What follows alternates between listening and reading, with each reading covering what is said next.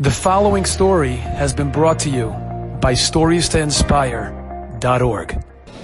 I learned a lesson this past week. Wow, what a lesson. And I'm going to end with this, but I want you to hear this. Open your hearts. This is a Maisa. You know, we made a deal with the guys, the high school guys of our Torah Center. And we said, guys, listen, if you learn for 5 months straight, every week, 3 out of 4 nights, you come in here night Seder, you don't miss. At the end of 5 months, we're going to take you on a trip. Big incentive. And they were psyched. Where are you going to take us, Rabbi? I'm going to take you to Orlando. Great! They're in.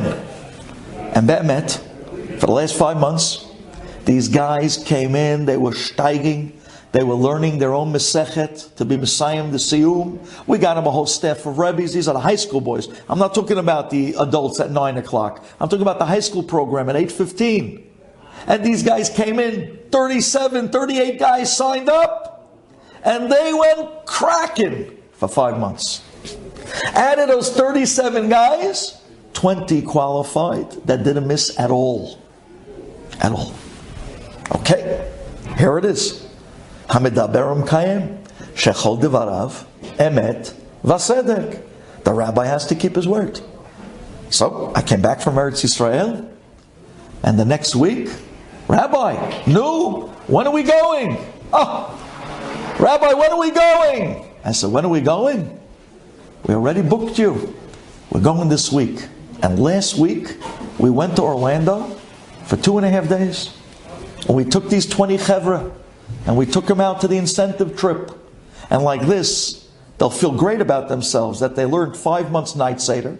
I feel great about the fact that I kept them off the streets for 5 months at night in the Bet Midrash instead of any place else.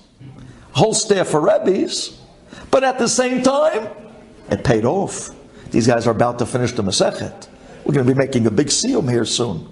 So I said, guys, I'm going to show you that we keep our word. We're going on the trip to Orlando. And like this, they'll learn for another 5 months, and they'll see that the incentives are real. The rabbi delivers. Very important. These days, when you're bringing up kids, it's all about trust and respect. Trust and respect. If they trust you, you're halfway there. If they respect you, you're a lucky man. But that's a two-way street by them. We'll talk about that one day. So, we made the Orlando trip. And we decided I'm going to take him to a house with a pool. No hotels, we don't do that. Give him a good night's swim. And at the same time, we'll take him to a park, a family park. Monday night, we spoke about the family park. And we're going to take him to a fun stop, which is more of an outdoor place. Like this, everything is mamish on the up and up. No peritzut, no nothing. Beautiful. The trip was a blast. A crazy success. We ended off the last day. I took him to downtown Disney to bowling. And they left on a high. I'm telling you, these guys were like, this was the greatest trip we have. Rabbi, we're going to learn another 5 months now. Let's see if you can top this trip. And I'm thinking, hey. We finished. We jumped back into the vans. We're going back to the airport. Now I'm saying to myself, we have a 5 o'clock flight back to Newark. I got to get these guys back on time. We go back to the airport. We're running a little late because that's just the nature of these trips. You're running with 20 guys. It is what it is. And my wife and a bunch of vans. We come back to the airport. We pull in. We pull into the Alamo lot, and the people there, let me check if you filled up with gas. I prepaid the gas. I don't see it on your contract. They start draining you a cup. They start going through the van. Wait 1 second. I think on this side of the van I see something. I took full insurance. I don't see it on the contract. Let me call you. And they are starting to... I said, listen guys, I got here 20 guys. It's a little over an hour and 20 minutes to the flight. We're cutting it really tight. I gotta go. I'll work this out with you over the phone. I'm fully covered. I'm out of here. I said, guys, Abaita, let's go. Everybody with their roll-on. We marched straight across the street to the terminal, and to United we went. And I said to myself, oh boy, this is really tight. It's now 1 hour and 10 minutes to the flight. And we walk up, and there are the kiosks. Now I want to tell you something. It's amazing how when you're in a rush, the kiosk is not. I don't know if you've used these machines. They're in no rush. They think. The hourglass turns over a hin and a hair, and you're like, 20 guys. This is not a joke. Hello. And now each ticket, they give you its own confirmation. And we have to print out each one at a time. Oh my gosh. I'm sitting there, the first confirmation off of the email. I was like, come on. Finally, it spits out the first ticket. It's okay, 19 to go. And I'm looking at the watch and the next confirmation number. And of course, you miss it by a letter. You got to go back and do it again. And you're biting your nails. And then it spits out the next boarding pass. Until finally, I'm going one after the next.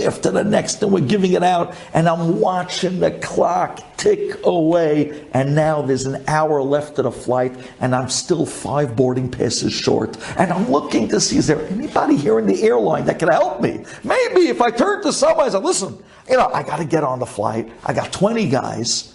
I got an hour to the flight. They're boarding in 25 minutes. It's just the kiosks.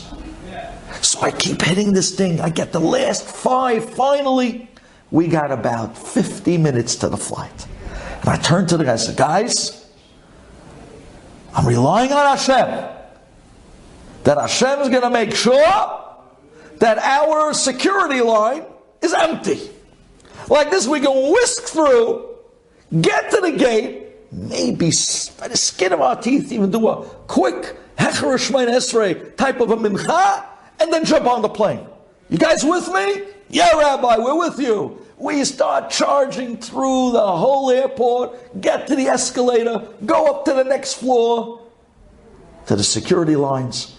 We come up to the next floor, and I'm like, oh my gosh, it's a zoo. A zoo. I didn't realize Thursdays on a weekend, everybody had the same idea. I'm talking about literally. I mean, it just didn't stop. It was literally 1,000 people waiting to get through the security. And TSA, America's finest, had 3 people working. 3 people on a line of 1,000 people. And I'm thinking, are you joking? Are you guys joking? This is a weekend. 1,000 people are waiting. And they have all the time in the world. So I run up to the lady in the front where you have to show your boarding pass to get on the line. I say, oh, ma'am, how are you? I tried to pull out the Dale Carnegie, ma'am, how are you? And I used her name because I was able to see her name, Carnegie, used the name. I said, hi, Mrs. So-and-so. Hi, I have 20 wonderful boys here. We just had a wonderful trip. We're a class. And she's looking at me, yeah. I said, well, maybe I have a line for groups. Because my flight is in about 40 minutes. And there is no way we're getting through this line in 40 minutes. This line looks like at least an hour. She says to me, try an hour and a half. I said, Shema Yisrael. I said, how am I going to make this flight? She says, sorry, this isn't New York. Oh, she's coming with the attitude. I said, you don't have a group line? Nope. Get online with everybody else. I said, oh, that's it. We got online with everybody else. And we were walking and moving 2 miles an hour, going nowhere fast. And the clock, I'm telling you, when you're in those positions and you start thinking about the parents of all these 20 kids that are going to be calling you very soon to find out how in the world did you miss the flight bringing my kids back home for Shabbat. And one smart kid says to me, Rabbi, it looks like we're spending Shabbat in Orlando. We're going to have a big kiddush with Mickey, I said, that's not funny. We have to make this flight. He says, well, it doesn't look like we're going anywhere. And there's no one to talk to. There's nobody interested. No one ready to help you. I'm thinking to myself, Borei Olam, come on, you know that these guys learned for 5 months. You know I put myself in this crazy position just to give them the incentive. I can get another 5 months of learning out of them. Please, Then it hit me. It hit me my mistake. I was telling Borei Olam how to run the show. I was telling him that when we get upstairs, there should be no line. We'll whisk through, get to the gate, quickie mincha. I said, Ma titzak elai. Daber b'nei Yisrael v'yisa'u. Why are you telling me how to run the show? Why are you telling me what to do? Are you ready to put yourself in my hands? Or are you still conducting your affairs? And you think, says Hashem, I'm going to fall in line. Which is it? I said, you know what? You're right. Abba, here I am. On a line with 1,000 people, with 40 minutes to a flight with 20 guys. Ani lo yachol. There's nothing I can do in this position. Ata kol yachol. If you want, you can save me with your plan. Yancheni. Show me your plan. How are you going to save us? I'm relying on you to save us. Get us on this flight. Not only that, you can do everything. You can get us to the gate with enough time to daven mincha and on the plane and go home with a smooth ride. I'm relying on you and your plan. That's it. 5 minutes later, 2 officers from a company called Clear comes walking up to the spot where we're standing online and starts talking to the lady right in front of me. And they say to her, ma'am, if you sign up with Clear for $179, we can clear you right through security. You don't have to stand on this line for another hour and a half. She says, $179, that's a lot. He says, well, if you travel, it's really nothing because we're saving you all this time. And at the same time, if you have American Express Platinum, it covers it. And I'm laughing to my wife because me and my wife signed up for Clear a year ago because American Express covered it. We had the Platinum, it covered it. And I'm thinking to myself, man, I could be on Clear now, an easy street. I'm stuck here with the 20 guys. What am I going to do?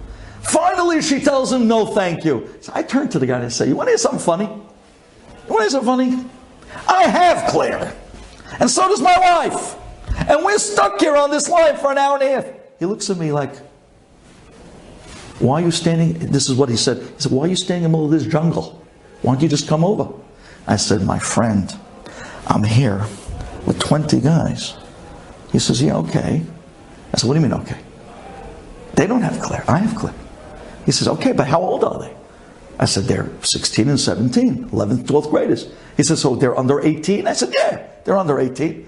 He said, so are they your kids? I said, well, it depends how you look at it. You know, in Judaism, your student is your kid. So they're my students, my kids. He says, okay, I like that. He goes, click, click, pulls off the thing. Me and my wife, with 20 Meshugayim, walk right off the line, right up to Clear in the front of the line. It zaps my eyes, zaps her eyes, clears us through. 10 guys go with me, 10 guys go with her. And the guy turns to his friend and says, all these are his kids? He says, yeah. He has 20 kids, 10 are 16, and the other 10 are 17. I said, yeah, my wife had a year that year. It's unbelievable. He took all the boarding passes, walked right up to TSA, flashed it. The guy didn't even look at it. We walked straight through. We got onto the turnbuckle. Everyone put their suitcases on the thing, took off their sneakers, walked through. 6 minutes later, we're by the gate. We had enough time for mincha and our beat.